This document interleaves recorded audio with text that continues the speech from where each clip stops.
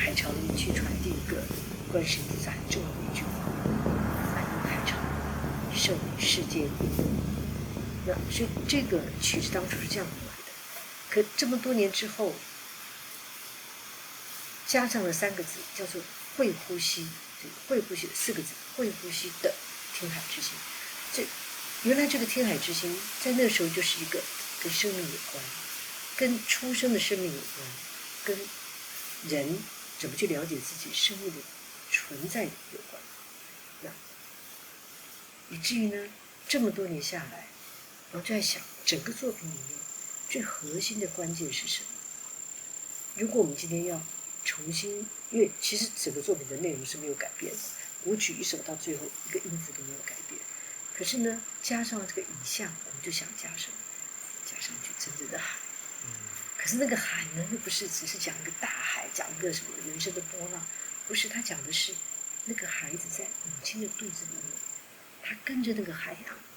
那么他做的第一件事情就是呼吸，他透过呼吸，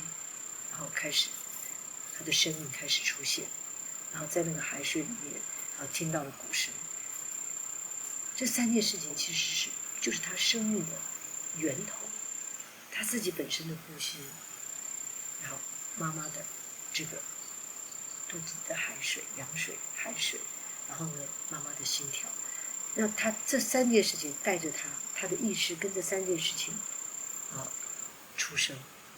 但是你直接看到影像跟那个鼓声的关系，真的很像是你包覆在那个海里面一样。好，那对我们而言，什么更重要呢？就是那个呼吸，是这个会呼吸的听海之心，应该一开始就会呼吸，只是它没有被点出来，是这样来的。瑞姐，那个当初听海之心啊，就撞锣那一个作品，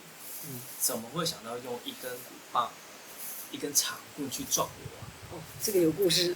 这个很好笑。我觉得你这个部分呢，尤其是怎么弄那个扫把，你应该问一下阿丹师傅。我们找一下阿丹师傅。阿丹师傅，哎，他在那边扫地。哎，阿丹师傅，师傅，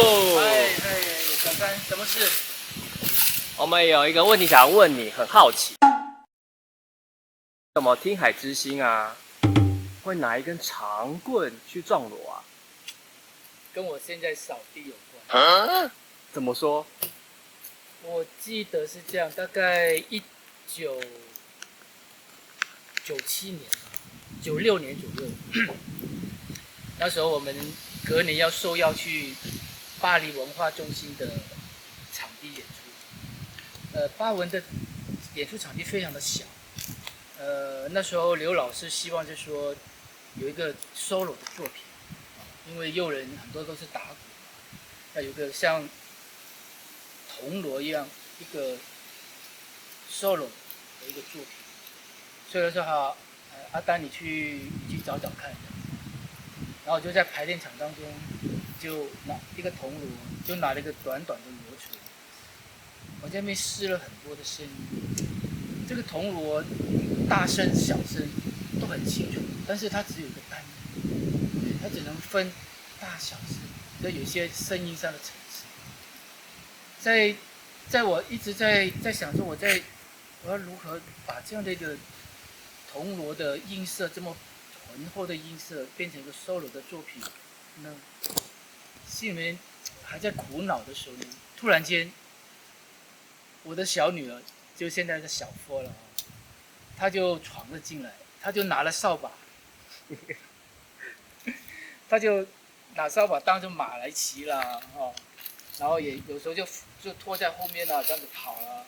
有时候就当着马鞭这样子，哇，那个小孩子的想象力非常的丰富。这突然间让我灵机一动，我就想说啊，如果我把短短的锣锤，传统的短短锣锤，如果把它加长之后，会怎么样？所以我就突发奇想，就把它加长。那么加长的锣锤之后呢，我就发现它就不能够用传统的这样的打法，它必须涵盖了整个身体。然后这当中让我也连接到了有一次我们去一个寺庙当中去参访，清晨3点半起床，然后师傅们做完一些打完一轮鼓之后，大概4点半的时候，天色刚要破晓的时候，然后他们打完鼓要开始做功课之前，他们就有一个师傅就撞钟，这个撞钟的动作跟声音让我非常的好像摄入，很摄受，就在那个钟声当中就回荡的钟声，好像人的身心被洗涤一样，然后再加上师傅在撞锣的时候，在撞钟的时候呢，长长的那个棍子就这样，哇，那个又自在又很帅，所以我就把这样的一个撞钟的这样的基本动作，就用在撞锣当中。所以我们就想说，用这么浑厚的铜锣，如果我们用5个铜锣成为一个作品的时候，编作成一个作品，它会是如何呢？所以后来我们就从巴文回来之后，就在要去亚维农这边，就用了这样的铜锣的意象，就做了这样的一个听海之心的作品。所以在这样的动作过程当中，我发现我们还好有人有武术的训练，所以我们就会用这样的一个基本动作演变成这样的动作，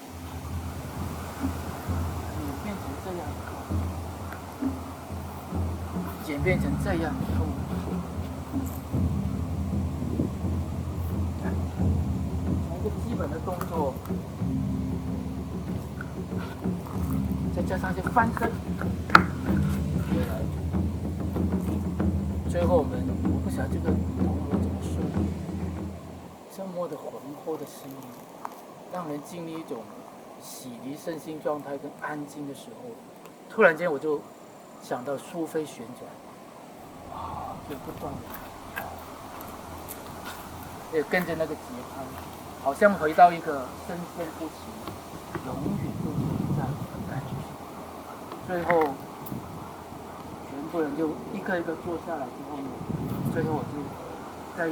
音乐声中非常维系的这个当中，就结束了整个。哇！那师傅有没有最后跟我们聊一聊？就是因为听海之心有2个版本，第一个版本是没有影像的，然后第二个是会呼吸的听海。你觉得它2个最大的差别在哪里？没有影像的听海之心，我们会从声音当中跟演员的动作跟整个的氛围当中，那么演员也创造了像听海一样的这种非常凝聚而摄受的能量，以及跟音乐之间、鼓乐之间的配合等等。那么光是听到声音，它都有一种让人安静下来，跟有一种从一种壮阔到内敛的那种状态都有。那么曾经在我们有一次在美国演出的时候，那有一个观众他说：“哎呀，这个听海之心，他说他闭起眼睛来听的时候呢，发现这个整个声音被把他带进去一个他自己内在一个当中一个宁静的空间。那么后来加上了会呼吸的听海之心，加了海的意象的时候，会呼吸的听海之心，我就发现这样的加了影像之后，整个的舞台的能量，好像不仅仅只是在舞台上这么一方空间，它好像有一种能量，一种奇妙的氛围，从舞台当中溢出去，好像蔓延到整个剧场当中，所以观众也会从这样的一个过程当中呼吸到这样的一个氛围，好像在整个剧场当中回荡，就像当初听到那个钟声一样，让人身心安静安定。谢谢师傅。我可以继续扫地吗？好了，辛苦了，来喝杯茶。师傅，感谢你们上山。辛苦了。今天的影片就到这边啦。如果你喜欢今天的影片的话，记得订阅我们的频道，还有，要请他们帮我们按赞对，还要分享，还有记得开启你的小铃铛哦。我们下一次见，拜拜，拜拜。像你刚刚问我说天海之音是在山上，为什么出现一个海的意象，跟海的关系这样？哎，你不觉得这个风这样吹很像海？